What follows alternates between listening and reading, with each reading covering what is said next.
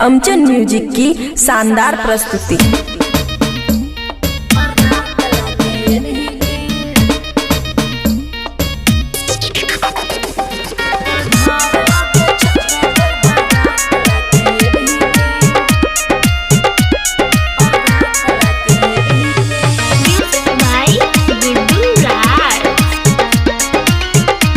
खुशी recording studio बलुआहा। भूख लागल छै रे बोले चाट लाके भीगी, भूख लागल छै रे बोले चाट लाके भीगी, तोर घर लगे छोरे बलबा रात लाके भीगी, तोर घर लगे छोरे बलबा रात लाके भीगी।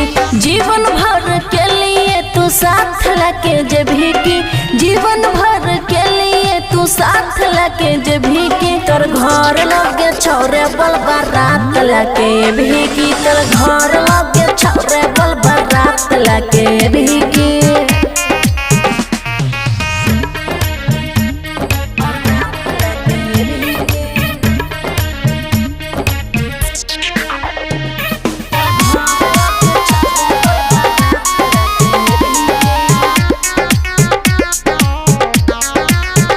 हेरे ये ख्याल कि तू हरदम रखबी, शादी के बाद बोले ये तू मन भी रे सुन बोला।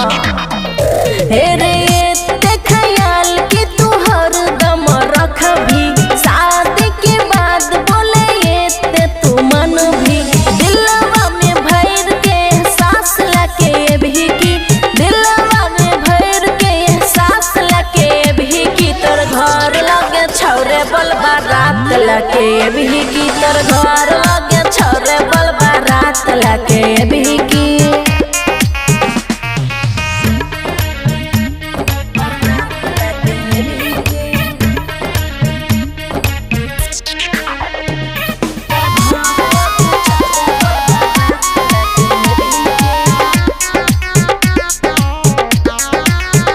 हाँ खाए के बड़ी